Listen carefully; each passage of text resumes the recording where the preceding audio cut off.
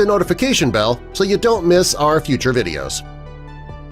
We'll begin with Angie's story. Angie and Sean met in college. They really hit it off and they loved spending time together.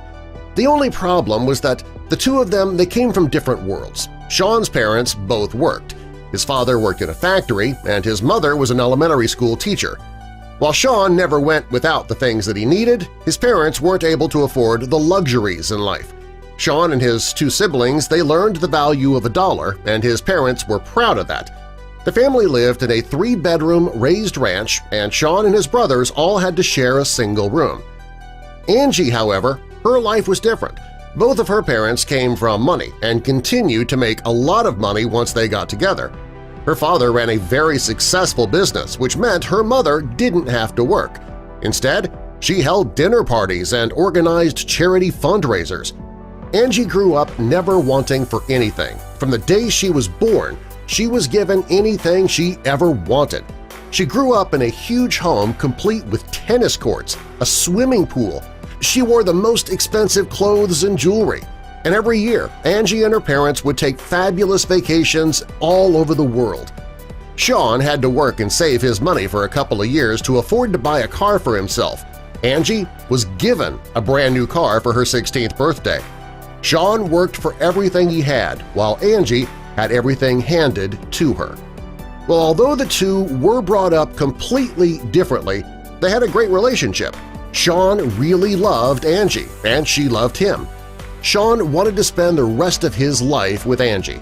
He saved what little money he had left after paying his bills, and he bought Angie an engagement ring. He couldn't afford a full-carat diamond, but, well, he didn't care. He thought the ring was just to symbolize the engagement.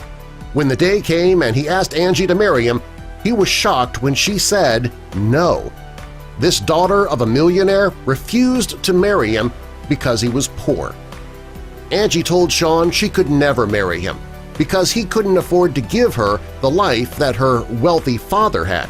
She told him that she had financial needs that he would never be able to meet. Sean was understandably crushed. Angie wounded Sean's pride and broke his heart. As much as he loved her, Angie made her feelings clear, and Sean knew the relationship would never work. So they broke up and went their separate ways. Sean didn't see or hear from Angie for years.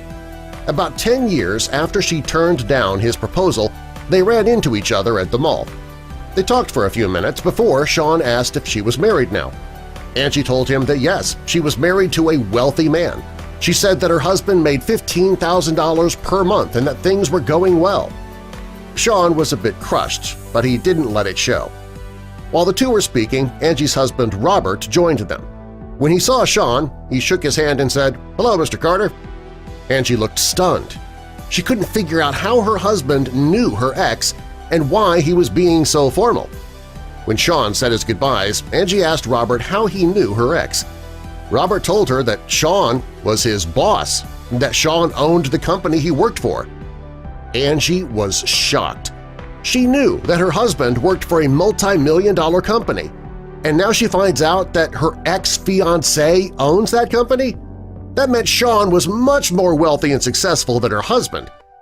Angie asked Robert how it was that Sean was able to be so successful. Robert told her that he had heard that a girl broke his heart years ago because he didn't make enough money, so he went out and started a company so he could get rich. Robert told Angie that he was told Sean's heart was broken and he threw himself into his work. Angie couldn't believe what she was hearing. She gave up a great guy who loved her over money, only to find that he was more successful than her rich husband. By now, though, it was too late. Angie was married to another man who had no chance of ever being as successful as Sean. At that moment, she realized that she had thrown her entire life away because of money. Let's take a look at Becky's story. Becky was dating a man named Mark. Mark had a good job as a computer programmer and he lived comfortably. Becky lived with Mark, but she didn't have a job. But she didn't have any problem letting Mark support her either. Whenever Becky wanted something, Mark made sure to buy it for her. Becky had a pretty good life. She spent her days shopping, eating at restaurants, and planning expensive vacations for her and Mark to take. Well, one day Mark came home and Becky told him that she got a job where she'd be working 2 days a week. She told him that she needed a new expensive phone with features that her current phone didn't have. Well, Mark didn't think twice about that, and he spent $1,000 on a new phone for Becky. Most people would have told her that a phone is a phone, that she didn't need one that cost that much money. But he didn't do that. Mark just wanted Becky to be happy and find some success in her new job. So he didn't mind spending so much on Becky because, well, he loved her. And the next day, Becky had her expensive phone in her hand. And everything was great until the day that Mark's car got repossessed. Becky was home when the repo man came to take the car. They told her that he was 3 months behind in his payments. When she saw this happening, she knew that she had to end this relationship. For Becky, money was more important than Mark. She was worried that he wasn't capable of making enough money to support her in the way that she thought she deserved.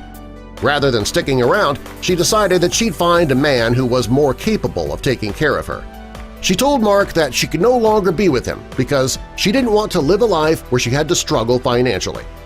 Becky packed her things and moved out of the house. She even packed the phones that Mark bought and paid for. The next day, Mark called the bank and found out they'd actually made a mistake. Mark went to see his mother while Becky was at the house packing, and while at his mom's house, he paid the repo fee and was ready to get his car back. The next day, he found out that the bank had made an error and that the car should never have been repossessed. They credited his account and everything was settled. With Becky being out of the house now, Mark felt that it was no longer his obligation to pay her cell phone bills, so he turned them both off. Becky was furious. She used a friend's phone to call him and ask about it. He told her that it was no longer up to him to support her. He also mentioned that he just found out that he was getting promoted at work, and the promotion came with a huge raise. Becky was furious. She couldn't believe that she left him only to find out that he had more than enough money for them to both live comfortably. She was living now in a tiny room at her mother's house with no heat and no air conditioning. She didn't have the money for a car. She had to beg friends for a ride on the 2 days a week that she worked. She couldn't afford the expensive bill for that fancy phone that she insisted Mark buy for her. She had to buy a cheap, prepaid phone. Things were getting worse by the day for Becky, and things were really looking up for Mark. When Becky saw how great Mark was doing, it made her angry. To get him back, she tried to have the electricity at his house turned off 3 times. Each time they called Mark to confirm, and he let them know that he never made that phone call to them. She started calling his phone and hanging up at all hours of the night. She even went as far as dumping trash in Mark's yard. She wanted to do whatever she could to make Mark's life as miserable as hers was. A few months later, Becky found out that Mark had moved on. He bought a gorgeous house that made her mother's house look like a shack. Mark was wealthy, successful, and happy. Becky was still living with her mother, working 2 days a week, and was trying to pay off the $40,000 that she owed from student loans. She left Mark because she was worried about struggling financially, and it totally backfired on her. Both of these stories show that you can't judge somebody by the amount of money that they make.